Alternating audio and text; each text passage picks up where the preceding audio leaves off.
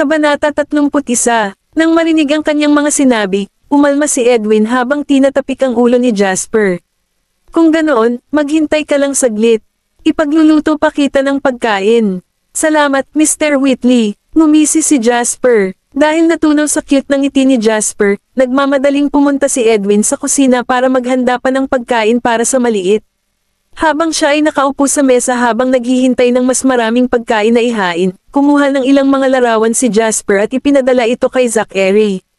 Napakasarap ng pagkain dito. Ang pinakamagandang bahagi tungkol sa pananatili dito ay makukuha ko ang lahat ng masasarap na pagkain. Walang maisip na isasagot si Zachary sa kapatid. Samantala, dumating si Dana sa lobby pagkalabas ng opisina ni Benjamin. Aalis na sana siya. Tumalikod si Dana at tinanong ang receptionist, may Miss York ba sa kumpanya? Hindi naman siguro. Just tell me the truth. Is there someone with that name working in the office? Naningkit ang mga mata ni Dana habang nakatitig sa receptionist. Ang receptionist, na nakatanggap ng napakaraming pabor mula kay Dana, ay nagulat sa kanyang matalim na titig. She tried to recall for a while bago sumagot, I think si Mr. Frank sent a woman of this morning. Kung hindi ako nagkakamali, her name was Miss York. Iyon ba ang taong tinutukoy mo, Miss Adams? Dumating ang babaeng iyon, para sa isang job interview kahapon, bigyan mo lang ako ng oras para mag-check. Binuklat ng receptionist ang logbook ng bisita. Ang pangalan niya ay Erisa York. Namutla ang mukha ni Dana. Ang aso na naman. Bakit hindi siya umalis, Miss Adams? Nakaramdam ng takot ang receptionist nang makita ang maputlang mukha ni Dana. Sinaman siya ng tingin ni Donna bago umalis dala ang kanyang bag. How does you try to put your hands on Benjamin, Erisa York? Magbabayad ka para dito. Kailangan kong palayasin ang babaeng iyon. Pagsakay niya sa kotse ay agad siyang tumawag. Puno ng mali siya at galit ang mga mata niya. I'm send you a photo later. Just get rid of her for me. Nang tuluyang makauwi si Erisa ay gulat na gulat pa rin siya. Gayunpaman, ang mga bata ay sumugod at niyakap siya kaagad nang makita siyang bumalik. Kamusta ang interview mo, Mommy? Nakuha mo na ba ang trabaho, Mommy? Mommy, bakit ang aga mo umuwi? Napagdesisyonan ba nilang huwag kang kunin? Tell US, Mommy, nakuha mo na ba ang trabaho? Ang kanilang malambot at cute na mga boses ay nagparamdam kay Erisa na hindi kapani-pani walang masaya at kontento. Yumuko siya at niyakap ang mga ito habang hinahalikan ng bawat pisngi nila. Nakuha na ni Mommy ang trabaho. Wow, ang galing. Masayang sigaw ni Jessie. Hindi mo na kailangan pang maghanap ng ibang trabaho, Mommy.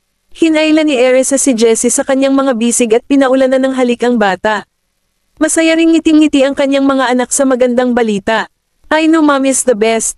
Kung hindi niya pahalagahan ang talento ni Mommy, siguradong bulag at pipi ang Benjamin Graham na iyon. Napangiti si Oliver. Sa pagtingin sa mga bata sa harap niya, naisip ni Erisa na halos mini version sila ni Benjamin. Bumibilis ang tibok ng puso niya sa naiisip niya. Siya ba noon? Congratulations, Mommy! Napangiti ng husto si Gavin habang binabati si Erisa. Ginulo ni Erisa ang kanilang mga buhok dahil sa tuwa. Mommy, magkano ang ibabayad niya sa'yo? Curious na tanong ni Zachary. Si Zachary ay nanumpa na babalikan si Benjamin kung hindi niya kukunin si Erisa sa trabaho. Dinala sila ni Erisa sa couch at sinabing, ang dami na nating napag-usapan dati. Kapag naging full-time na empleyado ako makalipas ang isang buwan, tataas na rin nila ang sweldo ko. Kilala ang Graham Group sa pagkakaroon ng hindi kapani-paniwala at malawak na mga perks at sweldo sa industriya. Iyon din ang dahilan kong, bakit gusto ng lahat na sumali sa kumpanya. Natuwa si Zachary nang marinig ang sagot ni Erisa. Siya ay nagpasya na putulin ng Benjamin ng ilang maluwag pansamantala. Maghanda na kayo, mga syota ko. Dadalhin ko kayo sa paaralan para mag-apply para sa pagpasok. Kailangan bang maging ganito kabalisa sa paaralan, Mommy? Tanong ni Zachary habang nakikipagpalitan ng tingin kina Gavin at Oliver.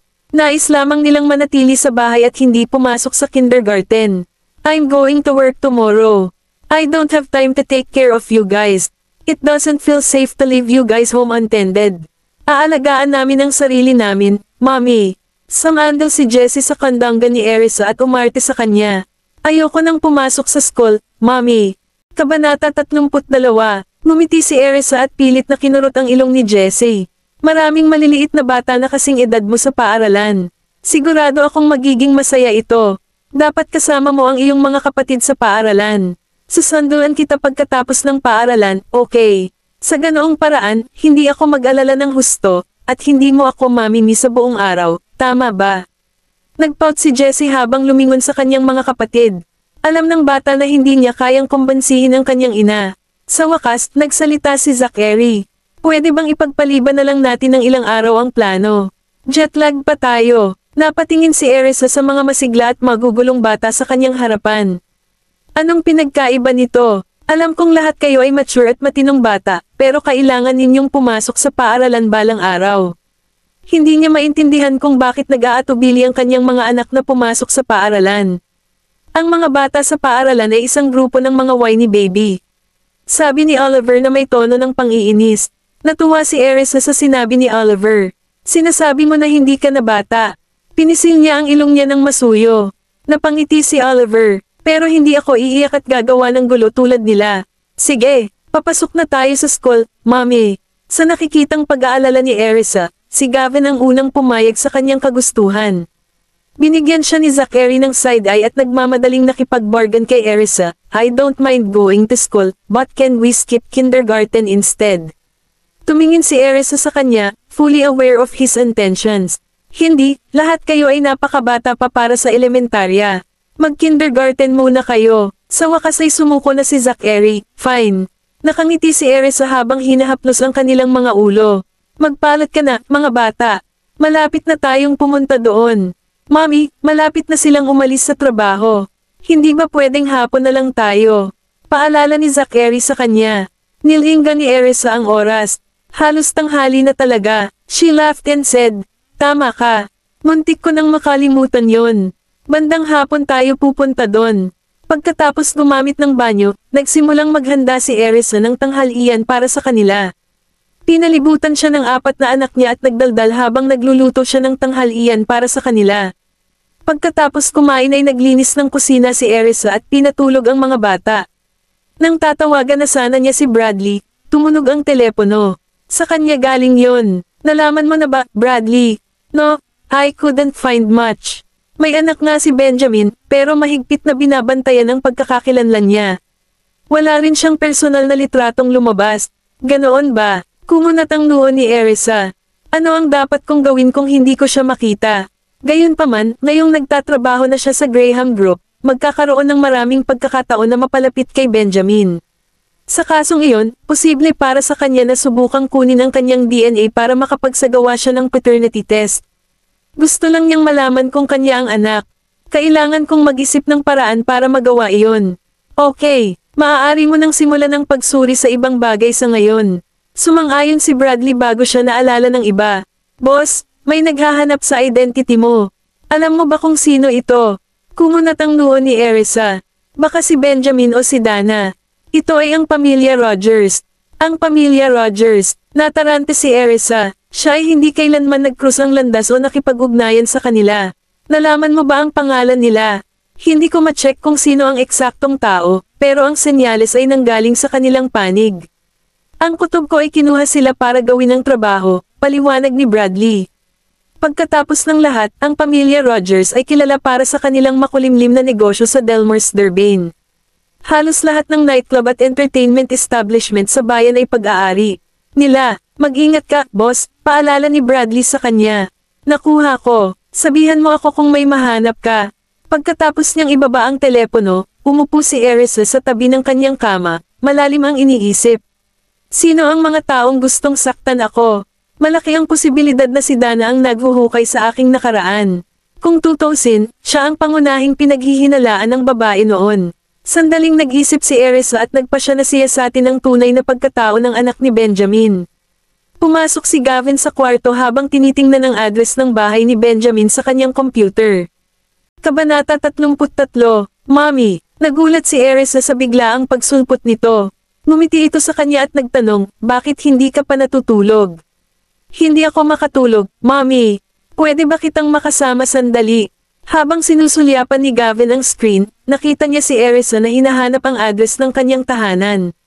Natigilan siya sandali bago nagtanong sa kanya, Mommy, bakit mo hinahanap ang address ng bahay ni Benjamin?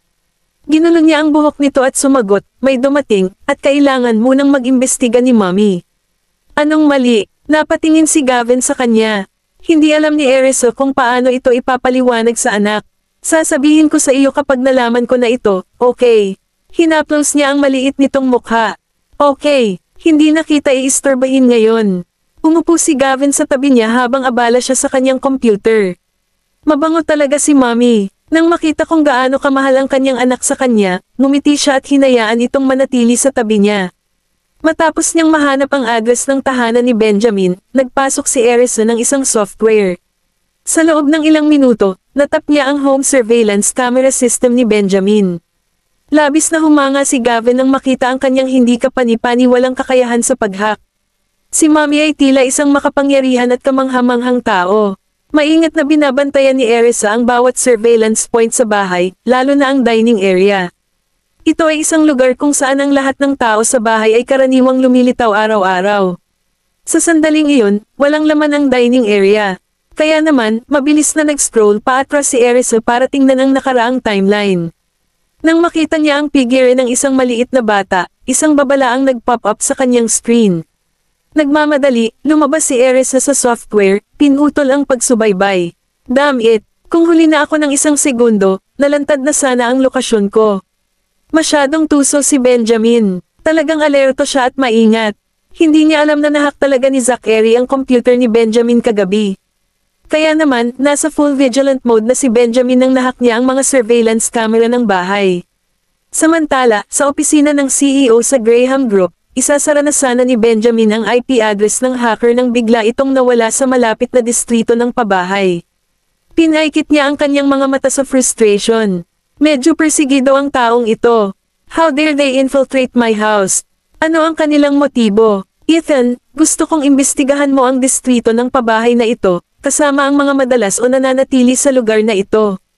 Nakuha ko. Pagkatapos mag-isip, nakaramdam ng pagkabalisa si Erisa at mabilis na nagtap sa mga surveillance camera sa paligid ng kanilang housing district. Bago pa man magsimula si Ethan sa kanyang investigasyon, lahat ng surveillance footage kasama si Erisa at ang mga bata ay tinanggal na niya. Mommy, bakit mo pinasok ang mga surveillance camera ng bahay ni Benjamin? Anong hinahanap mo? Bahagyang natuwa si Gavin nang mapansin niyang naging emosyonal si Erisa nang makita ang hitsura ni Jasper sa surveillance footage. Sinubukan ba akong hanapin ni Mommy? Binuhat siya ni Erisa at inilagay ang baba sa likod ni Gavin, dahan-daang nalalanghap ang mainit at mahinahong pabango sa kanya. Halos agad na nawala ang tensyon at kaba niyang nararamdaman. Nabalitaan ni Mommy na may isang maliit na batang lalaki na kaedad mulang sa bahay ni Benjamin. Na-curious ako, kaya gusto kong makita kung ano ang hitsura niya. Bakit? Nanginginig ang boses ni Gavin habang tinanong si Erisa. Sakto namang pumasok si Zachary sa kwarto at tinignan sila. Bakit gising pa kayong dalawa? Napatingin si Erisa kay Zachary at naramdaman niya ang mabagsik niyang pag-uugali na katulad ng kay Benjamin. May pinagkakaabalahan ako ngayon lang. Bakit gising ka pa rin? Nakatulog na ba sina Oliver at Jessie? Tulog na sila. Hindi ko mahanap si Jasper kaya hinanap ko siya. Kaya nandito talaga siya sa iyo, Mommy. Tinitigan ni Zachary si Gavin, na ikinakonsensya ng huli. Gusto ko lang umidlip kasama si Mommy. Naiwang tulala si Zachary nang marinig ang sagot niya. Okay, pwede ka na matulog kay Mommy. Niyakap ni Erisa si Gavin at tinukso si Zachary. Gusto mo rin bang matulog sa tabi ko? Napabulala si Zachary. Natatakot ako na baka sipin mo ako kapag natutulog ka. Natigilan si Erisa. Huwag mo na siyang pakialaman. Matulog na tayo, Jasper. Umakyat si Erisa sa kanyang kama at hinawakan si Gavin sa kanyang mga bisig, marahan na lang hapang nakakaaliw na pabango ng kanyang anak. Nakaramdam siya ng kaligayahan at kasiyahan. Tinanggihan man ni Zachary ang hiling ni Erisa na matulog ng magkasama. Sa huli, umakyat siya sa kama at humiga sa tabi ni Erisa. Nakakatuwa siyang tumingin sa kanya. Hindi ka ba natatakot na sipin kita sa kama? Kabanata 34, tumahimik ka at matulog ka na. Naalimpungatan si Erisa nang magsalita si Zachary sa matigas na tono ng boses habang inutusan si Erisa na matulog. Tumalikod ito para yakapin siya at hinalikan ito sa pisngi. So, malaki na kayo at sabik na kayong mag-utos sa nanay ninyo ngayon, di ba? Hehe, nakakakiliti yan, Mommy. Namilipit si Zachary habang sinusubukang iwasan ang pangangilati ni Erisa. Sige, matulog ka na. Magkayakap silang dalawa ni Erisa habang marahang tinatapik para makatulog.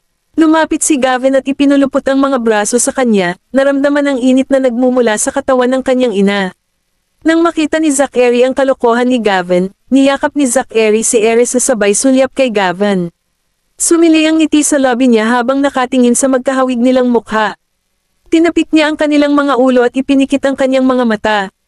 Matapos ang isang oras na tulog, biglang nagising si Erisa, nang maramdaman niya si Jessie na nakapatong sa kanya. Gusto ko ring matulog kasama si Mommy. Bulalas ni Jessie. Niyakap ni Erisa ang maliit na bata at hinalikan ito sa pisngi. Pumasok na rin si Oliver sa kwarto. Natutulog ka pa ba, Mommy? Gusto ko ring matulog sa tabi mo. Anong oras na ngayon? Habang hawak niya si Jessie sa kanyang mga braso, umupo si Erisa at tumingin sa oras. Wala nang tulog. Nagising sina Zachary at Gavin. Niyakap niya si Jessie at sinabi sa mga lalaki, mag-freshen up at magbihis, mga sweetheart. Papasok na tayo sa school. Kumapit sa leeg ni Erisa, nagtanim ng mga halik si Jessie sa mukha ng kanyang ina. Maya-maya ay natakpan na ng laway ang mukha ni Erisa. Ganon pa man natuwa si Erisa at humalik sa malambot na pisngi ni Jessie. Malumanay niyang tinanong si Jessie, gusto mo bang magsuot ng damit sa paaralan, Jessie? Oo, masayang pumalakpak si Jessie. Sumunod ang tatlong lalaki sa likod ni Erisa.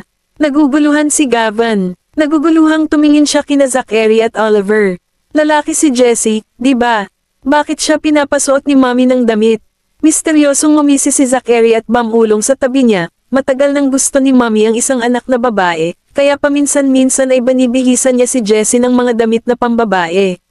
Tama na yan. Ang ganda talaga ni Jessie sa damit. Tumango si Oliver. Lumingon si Erisa para tingnan ang mga lalaki at ngumiti. Tumigil ka nga sa pag-ungol at pumunta ka dito.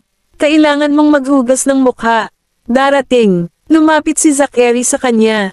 Sumunod naman si Oliver. Darating din ako. Lumapit din si Gavin sa kanya. Ako din, Mommy. Tumango si Erisa at ibinaba si Jessie bago ibigay sa mga bata ang kanilang mga toothbrush. Ang nilalamang ito ay kabilang sa, kaya natin ang sarili natin, Mommy. Kinuha ni Zachary ang toothpaste at tinulungan ang kanyang mga kapatid sa pamamagitan ng pagpisil ng toothpaste sa kanilang mga toothbrush bago ito kusang piga. Pagkatapos, lahat sila ay nagsimulang magsipilyo ng kanilang mga ngipin. Napangiti si Erisa habang pinagmamasdan ng mga bata na mag-toothbrush sa maayos na paraan. Pagkatapos noon, nagpatuloy na rin siya sa pag-toothbrush. Lahat sila ay hindi naiwasang mapangiti habang nakatingin sa salamin sa banyo at napansin nilang sabay-sabay silang gumagawa ng aksyon. Pagkatapos maghilamos ay ibinigay ni Erisa ang kanilang mga damit bago tinulungan si Jessie sa kanyang damit. Hindi lang iyon, tinali pa niya ang maikling buhok ni Jessie. Sa kanyang pastel pink na damit at maayos na buhok, si Jessie ay mukhang isang magandang anghel. Ang ganda talaga ni Jessie. Napatulala si Gavin. Pagkatapos magbihis bilang isang babae, si Jessie ay mukhang mas maganda kaysa sa mga babae. Kahit si Erisa ay naisip na si Jessie ay mukhang kaakit-akit at kaibig-ibig. Dahil nasiyahan, hinalikan niya ng masuyo ang noo ni Jessie. Ang aming maliit na, Jessie ay mukhang napakarilag. Masayang humadjajak si Jessie at sumagot, mukhang maganda rin si Mommy. At super guwapo din ang mga kapatid ko. Napaka-sweet mo. Mapaglarong kinurot ni Erisa ang pisngi ni Jessie at sinabi sa kanila, magpapalit na si Mommy. Hintayin mo ako, okay. Maglaan ka ng oras, Mommy.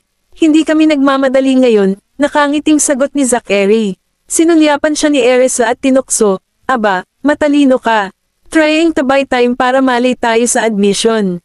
Humadjajak si Zachary at halos napaawang ang lobby. Ginulo ni Erisa ang buhok ng bata at pumunta sa kwarto nito para magpalit. Pagkatapos maglagay ng ilang pampaganda, itinali niya ang kanyang buhok sa isang nakapusod. Habang sinusuot ni Erisa ang kanyang salaming pang-araw, kinuha niya ang kanyang bag at naghanda ng umalis kasama ang mga bata. Kabanata 35. Laking gulat ng mga bata nang makita nila kung gaano siya kaelegante at kahanga-hanga.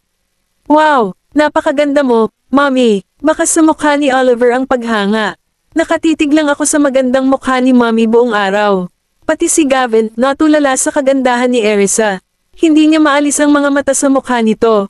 Mommy, bagay na bagay sa iyo ang maapoy mong pulang lipstick. Mukha ka talagang masungit. Puri ni Zachary na may pagmamalaki sa mukha.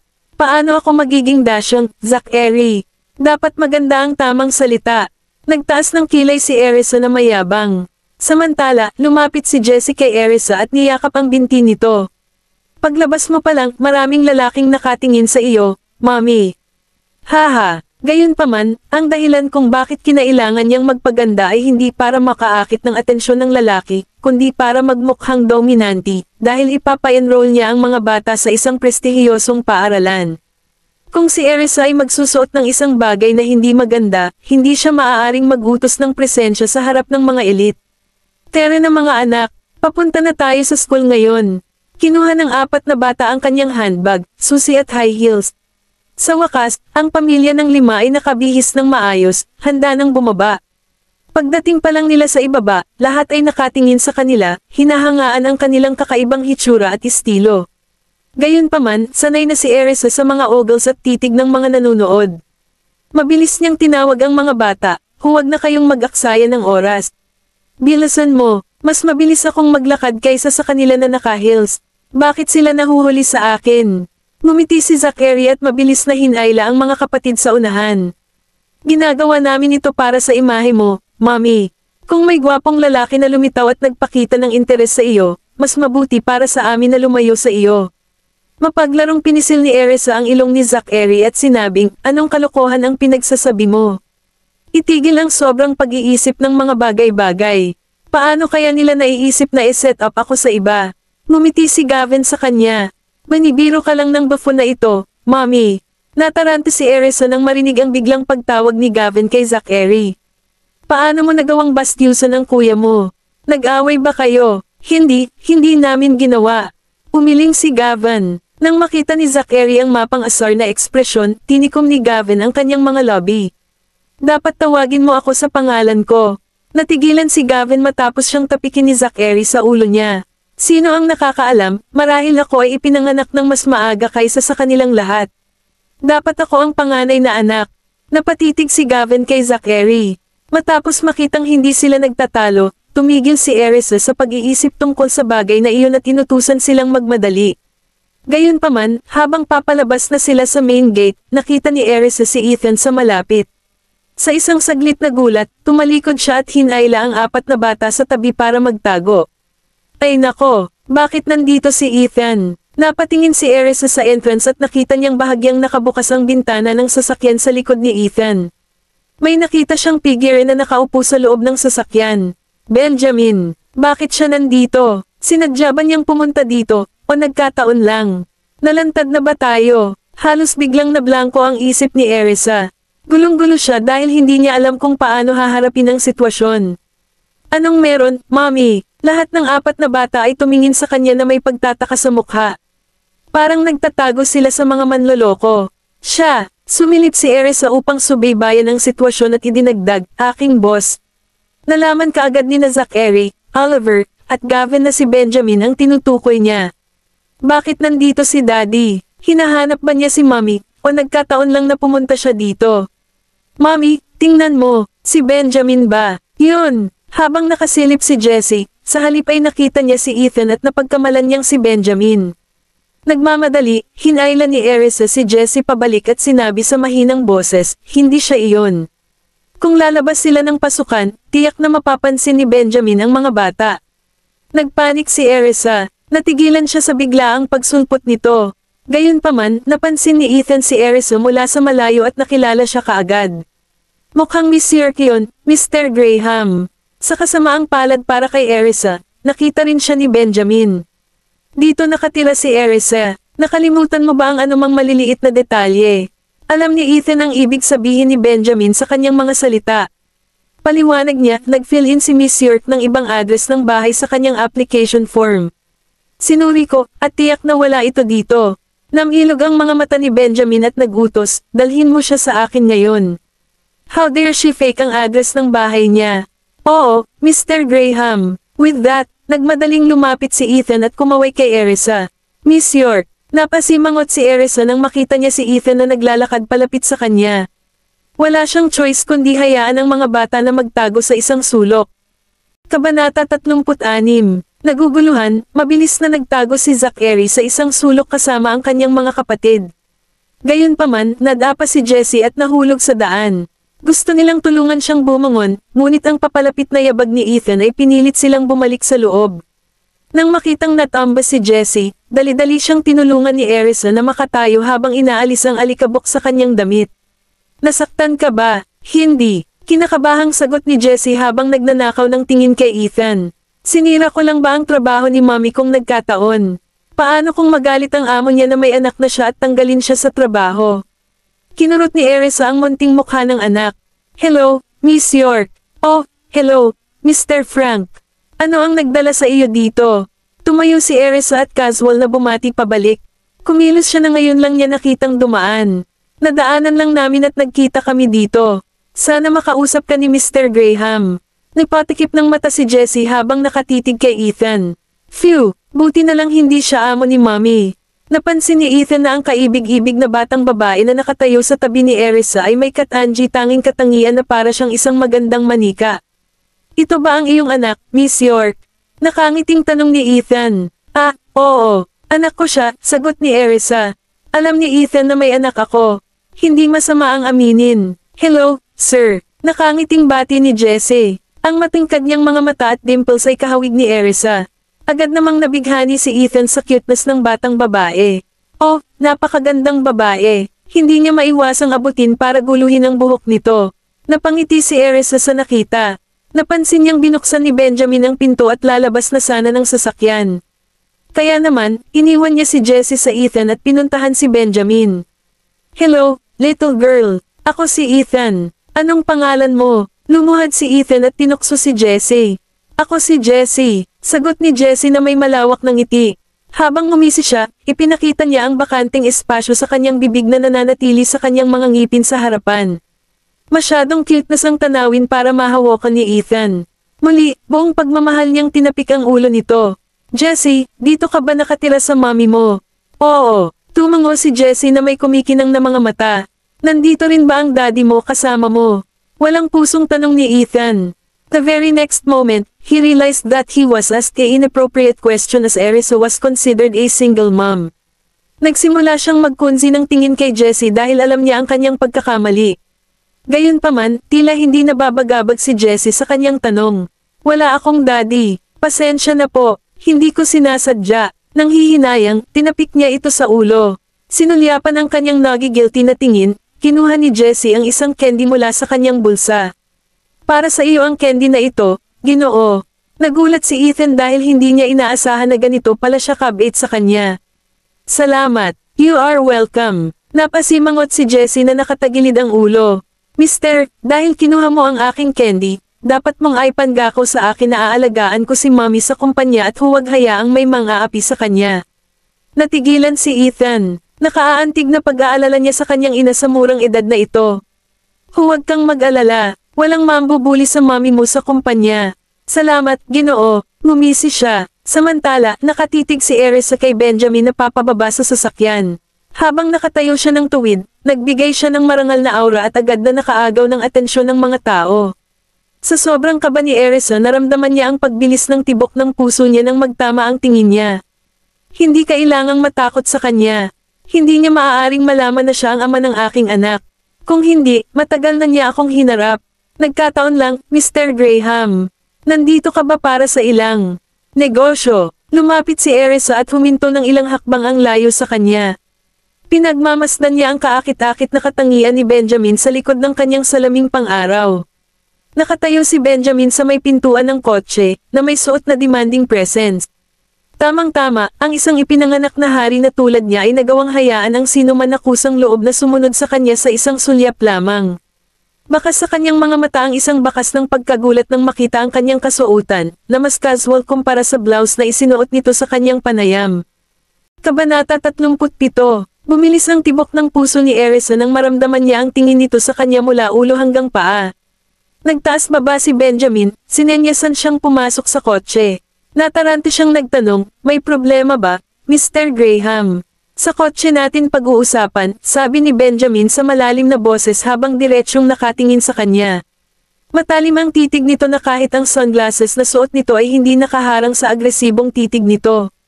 Napatingin si Erisa sa kanyang anak. Nang makitang binabantayan siya ni Ethan, yumuko siya at sumakay sa kotse. Nagsalubong ang kilay ni Benjamin nang makita si Ethan na nakikipaglaro sa isang batang babae. Gayunpaman, tumalikod siya at sumakay sa kotse pagkatapos niya, hindi nakakalimutang isara ang pinto sa likuran niya. Pagsakay niya sa sasakyan, naramdaman agad ni Erisa ang pressure sa hangin. First time niyang maging ganito kalapit kay Benjamin. Napalunok siya ng kaba ng bamalat sa kanya ang pabango nito sa masikip na lugar. Mabilis ang tibok ng puso niya na hindi nakatulong para maibsan ang paninigas niya. Habang sinusulyapan niya si Benjamin, tinitigan ng huli ang kanyang mga labi na may malamig at walang kibo na tingin. Mabilis niyang binawi ang tingin niya. Nagsisimula na itong maging malabo dito. Matapos ihanda ang sarili, nagpasya siyang basagin ang katahimikan sa hangin. Mr. Graham, may problema ba? Sa kanyang tawag, lumingon si Benjamin at tinitigan siya. Napakatindi ng titig nito na naaninag niya ito. Dito ka nakatira. Oo. Tapat na umamin si Erisa. Walang kwenta ang pagsisinungaling sa kanya gaya ng nakita niya. Hindi iminumungkahi ng iyong profile na dito ka nakatira. Mabilis na sumulyap si Erisa sa kanya. Hindi siya sigurado kung nalantad siya. Kaya naman, nagpasya siyang gumawa ng inisyatiba. Ang address sa profile ko ay ang lugar kung saan ako nakatira noon. Wala pa akong planong lumipat dito bago ako bumalik. Sa makatuwid, ginamit ko ang address na iyon noong sumali ako sa kumpanya. Ito ba ay critical sa aking trabaho, Mr. Graham? Sa tingin ko ito ay isang maliit na bagay lamang. Mangyaring diretso sa punto dahil mayroon akong iba pang mahahalagang bagay na haharapin. Ang walang pakialam na tingin na suot ni Benjamin ay nagbigay sa kanya ng panginginig. Nakaramdam siya ng pagkabalisa sa pananatili sa parehong espasyo kasama niya. Hindi siya tulad ng apat niyang anak, na masigla at masigla. Iniisip ang kanyang mga anak, hindi niya maiwasang palakihin siya. Iniisip niya kung dapat ba niyang bunutin ang buhok nito at itabi ito para mamaya. Sa wakas, sinabi ni Benjamin, may nahak sa surveillance camera system ng aking bahay. Ikaw ang bahala sa pag-install ng bagong sistema para sa akin. Bumilis ang tibok ng puso ni Erisa. Habang kinakabahan siyang kumurap-kurap, nagpapasalamat siya na nakasuot siya ng sunglasses na ikinukubli ang kanyang pagka-guilty. Pupunta ba ako ngayon? Maaari kang pumunta pagkatapos mong tapusin ang iyong trabaho. Oo naman. Napangiti siya. Nag-alok si Benjamin ng pagkakataong bumisita sa kanyang bahay nang siya ay sumusubok na kumuha ng pagkakataon na gawin iyon. Natural, hindi siya tatanggi sa kahilingan nito. Sigurado akong makikita ko ang mga anak niya kapag bumisita ako sa bahay niya. Mabuti. Kung ganon, aalis na ako. Tinuloy ni Erisa ang pagbukas ng pinto ng sasakyan sa gilid niya. Gayunpaman, hindi ito kumikibo. Sa ganitong paraan, nang makita ang kanyang awkward na mukha, sinenyasan siya ni Benjamin na bumaba sa gilid niya. Tsaka nakaharap yung side niya sa kalsada. Delikado para sa kanya ang bumaba mula sa gilid na iyon. No choice si Erisa kundi bumaba sa gilid niya. Isang matamis na amoy ang humaplaw sa dulo ng kanyang ilong nang dumaan ito sa kanya. Isang pamilyar na pabango iyon kay Benjamin. Kaya't biglang kumislap ang kanyang mga mata. Hindi napansin ni Erisa ang kakaibang kilos nito at dali-daling lumabas ng sasakyan. Lumingon siya at nagtanong, Mr. Graham, gusto mo bang ipadala ang address ng iyong tahanan sa aking telepono? Malamig na tinitigan siya ni Benjamin bilang tugon na ikinagulat ni Erisa. Ano ang mali sa biglaang pagbabago ng ugali niya? Sa halip na sagutin ang tanong niya, nagtanong si Benjamin, anong pabango ang isinusuot mo? Ang kanyang tanong na lumabas sa asul ay naging dahilan upang hindi makapagsalita si Erisa. Ano ang sitwasyon ngayon? Naguguluhan siyang sumagot, wala akong suot na pabango. Napasimangot naman si Benjamin sa sagot niya. Ito ay hindi isang pabango. Kung ganoon, bakit ganoon din ang bango ng bulaklak sa kanya na dinampot ko noong gabing iyon? Tandaan mong gawin ang iyong trabaho. Ipapadala sa iyo ni Ethan ang address sa lalong madaling panahon. Kinurot ni Benjamin ang kanyang mga templo. Ang pamilyar na amoy na iyon ay tila namamalagi sa dulo ng kanyang ilong na nakasisilaw sa kanya. Ano bang problema ko? Paano ko maiisip ang gabing iyon? Oo naman. Isinara ni Erisa ang pinto at umalis.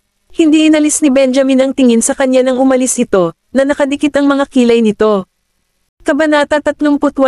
Pasensya na sa abala sa iyo, Mr. Frank. Nakangiting bati ni Erisa kay Ethan. Wala lang. Ang ganda ni Jessie. Hinaplos ni Ethan ang ulo ni Jessie at tumango kay Erisa bago bumalik sa sasakyan. Nang makita siyang umalis, hinawakan ni Erisa si Jessie sa kanyang mga braso at itinuro siya sa magkasalungat na direksyon. Mami, kumusta ang amo mo? Guwapo ba siya? Mabait ba siyang tao? Curious na tanong ni Jessie. Wala akong sapat na oras sa kanya para makilala siya ng husto. Pero, guwapo talaga siya. Matanda na ba siya? Naipikit ni Jessie ang kanyang malinaw na mga mata ng walang muwang. Napangiti si Erisa sa batang tanong nito. Umiling siya at sumagot, hindi. Medyo matanda lang siya sa akin. Bigla siyang napalingon sa direksyon ng sasakyan. Nang maramdaman ang kanyang titig, tumango si Ethan sa kanya. Tumango rin ang huli. Nang makapasok si Ethan sa kotse, ang boses ni Benjamin ay umalangaw-ngaw sa kanyang likuran, sino ang batang babae na iyon? Oh, anak ni Miss York yan. Tumalikod si Ethan para sumagot. Napagtanto niyang nakatitig si Benjamin sa labas na nagdilim ang tingin, iniisip ang sarili. To be honest, medyo nagulat si Benjamin na may anak na si Erisa. May asawa na ba siya? Binawi ang kanyang tingin, tinanong niya, hindi ba siya single, ayon sa kanyang profile. Single talaga si Miss York. Hindi ko alam na may anak din pala siya hanggang ngayon, inosenteng sagot ni Ethan. Napakunot-noo si Benjamin sa sagot niya habang nababalot sa mukha niya ang hinanakit. Bakit lahat ng impormasyon niya ay peke? Ay start ang sasakyan. Okay, pinunasan ni Ethan ang ilong niya. Ipadala sa akin ang kanyang numero ng telepono. Dali-dali nilabas ni Ethan ang phone niya at binasa ang number sa kanya. Sa wakas, hindi niya naiwasang ipahayag ang kanyang pagkamausisa. Mr. Graham, maaari ko bang malaman kung ano ang kachat mo sa kanya ngayon? Sinaman siya ng tingin ni Benjamin bilang ganti. Walang lakas ng loob si Ethan na ituloy ang tanong niya. Kaya, bumalik siya sa kanyang upuan at pinaandar ang makina. Sinulyapan ni Benjamin ang isang huling sulyap sa pasukan, na nagnanais na tingnan ng mabuti ang mga katangian ng batang babae, ngunit hindi ito nagtagumpay. Sa kabilang banda, nakahinga ng maluwag si Erisa na tuluyan na silang umalis sa lugar. Tinawag niya ang kanyang mga anak, maaaring lumabas na kayo, mga bata. Sabay-sabay na nagpakita sina Gavin, Zachary at Oliver. Mga kapatid. Napangiti si Jessie nang makita sila. Mami, hindi ko hinayaang mapansin ng mister na iyon ang presensya nila ngayon lang. Hinaplos ni Erisa ang kanyang ulo ng buong pagmamahal. Oh, anong magandang babae.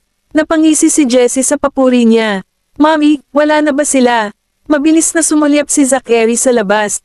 Oo, wala na sila. Tumango si Erisa. Mami, bakit kanila hinahanap?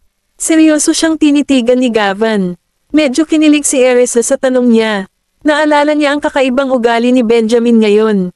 Inimbitahan niya ako sa kanyang bahay para mag-install ng bagong surveillance camera system para sa kanya.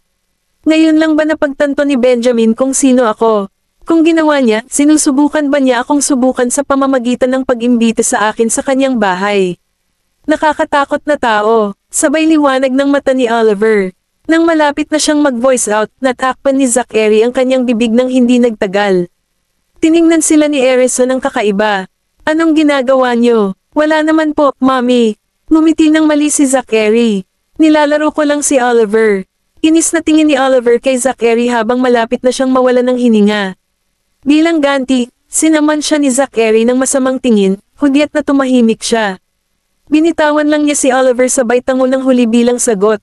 Arg! Muntik na akong malagutan ng hininga, Zachary. Natuwa naman sina Gavin at Jessie sa kanilang mga kapatid. Napangiti si Erisa sa kalokohang kilos nila at inayos ang damit. Pagkatapos ay inilabas niya sila para tumawag ng taxi.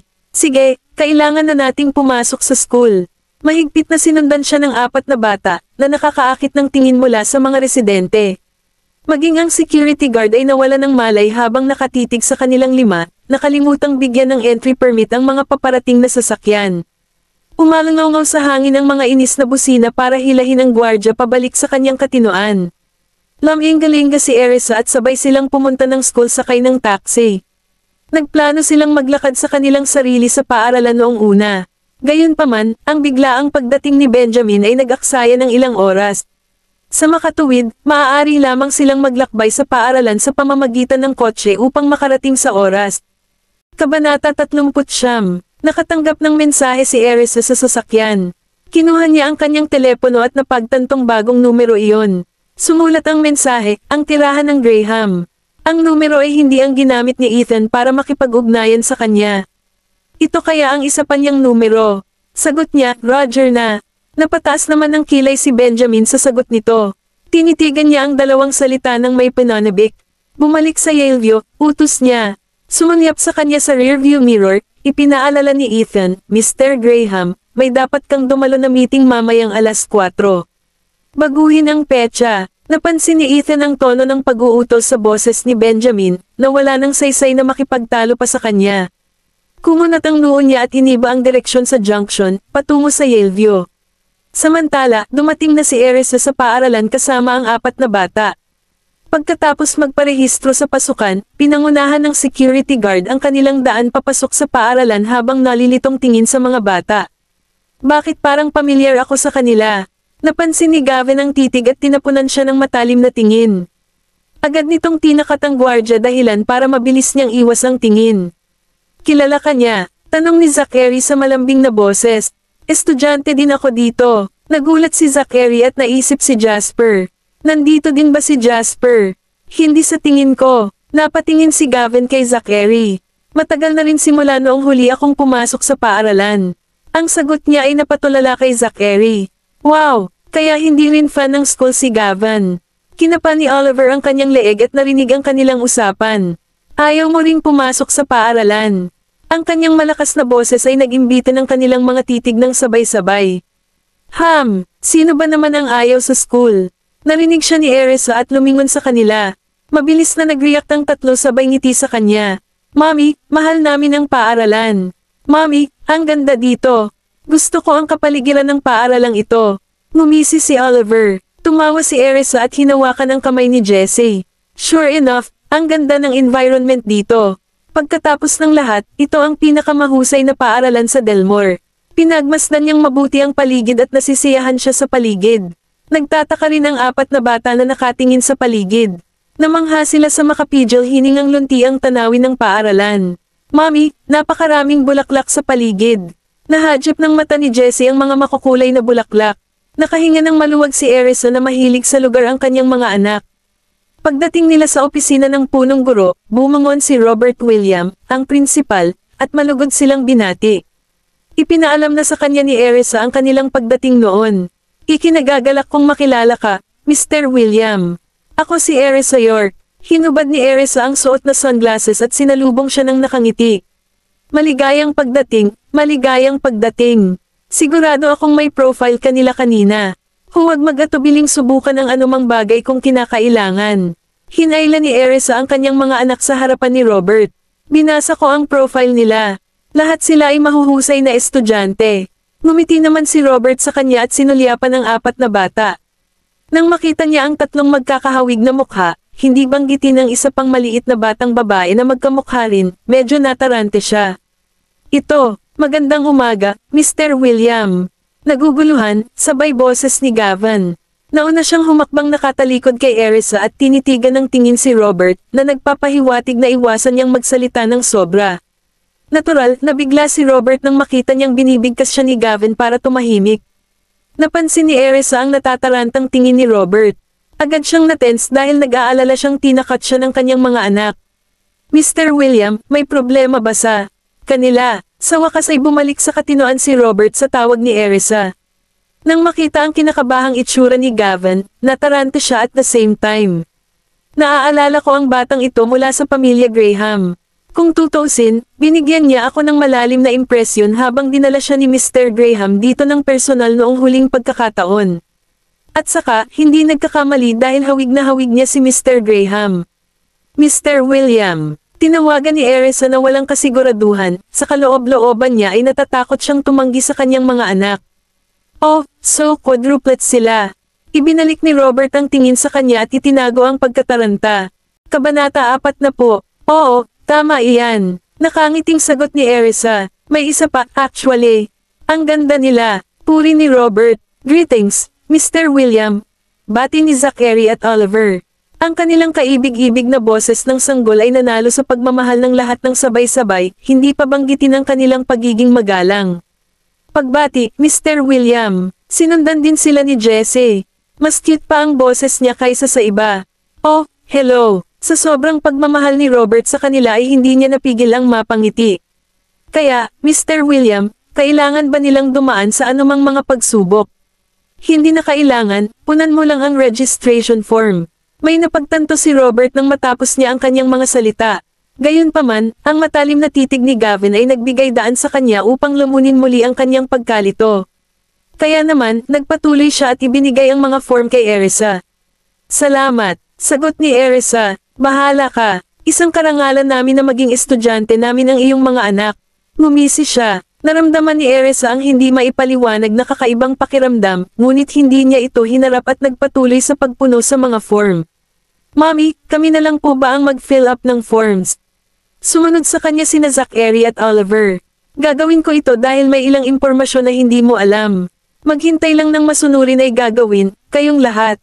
Sa totoo lang, hindi magkakaroon ng anumang kahirapan para sa mga bata na punan ang mga form. Nais lang maranasan ni Erisa ang pakiramdam ng pagpaparehistro ng kanyang mga anak sa paaralan. Tumabi sa kanya si Jessie para panoorin ang kanyang ina na nagpupuno ng mga form. Napangiti si Erisa sa kanyang paningin at nagsimulang magsulat sa mga papel. Samantala, si Robert ay nagsimulang magbigay ng mga candy sa iba pang mga bata. Anong pangalan mo? Mr. William, ako si Zachary York. Magalang na pakilala ni Zachary. Mr. William, ako si Oliver York. Tila naguguluhan si Robert sa kanilang pagpapakilala sa sarili. Ibinaling niya ang tingin kay Gavin. Mr. William, ako si Jasper York. Mr. William, ako si Jessie York. Tumakbo si Jessie papunta kay Robert habang nakangisi. Ang kanyang mabilog na mukha at maliit na nakapusod ay kaibig-ibig na agad niyang ginayuma. Eto, Jessie, para sa iyo ang candy na ito. Nagustuhan siya ni Robert kaya binigyan pa siya ng ilang candy. Natuwa si Jessie sa kanyang alok. Salamat, you are welcome. Tinapik-tapik ni Robert ang ulo niya. Habang pinipilit niyang itago ang pagkalito, patuloy na lumilipad ang mga mata niya sa pagitan nilang apat. Di ba may anak lang si Mr. Graham? Bakit apat ang nasa paligid ngayon? Hindi, siguradong si Jasper iyon ay si Gavin. Sinubukan ni Robert na ipahayag ang kanyang pagkalito sa pamamagitan ng pakikipag-eye contact kay Gavin. Matapos masiguradong abala si Erisa para hindi sila mapansin, hinayla ni Gavin si Robert sa isang tabi. Nang mapansin ni Zachary ang kanyang intensyon, dinala ni Zachary si Jessie sa tabi ni Erisa, natatakot na baka magduda ito sa kanilang ginawa. Sinulyapan ni Oliver si Gavin at piniling sundan si Zachary. Nang matiyak niyang malinaw ang hangin, inilabas ni Gavin ang kanyang telepono at nagsulat sa isang text message, "Hindi ako si Gavin Graham ngayon. Ang pagkakakilanlan ko ngayon ay si Jasper York. Mangyaring tulungan kaming ilihim ito." Natuwa si Robert sa mensahe niya. Ang kanyang tingin ay nagtatanong, bakit? Nag-type si Gavin, secret lang, at sasabihin ko sa'yo mamaya. Hindi ito alam ng mommy at daddy ko. Mangyaring panatilihin ang lihim na ito sa iyong sarili. Ang kanyang mensahe ay nakakabighani kay Robert. Kaya sila ay quintuplets sa halip na quadruplets. Itinaas niya ang 5 daliri kay Gavin para kumpirmahin ang kanyang pagkalito. Nakatitig ng mahigpit kay Robert, tumango si Gavin. Si Robert ay ganap na walang kabuluhan. Sa wakas, pumayag siya sa pamamagitan ng pagtango ng ulo. Nang makitang handa siyang makipagtulungan, sinaman siya ni Gavin at sinabing, "Masarap ang mga candy mo." Hinimas-himas ni Robert ang kanyang ulo. "May iba pa dito kung gusto mo." Hehe, humalaklak si Gavin. Napangiti si Erisa nang makita kung paano nakikihalubilo ang kanyang mga anak sa principal. Napaka-sweetheart ni Jasper kaya nakaya niyang magkasundo si Mr. William nang wala sa oras.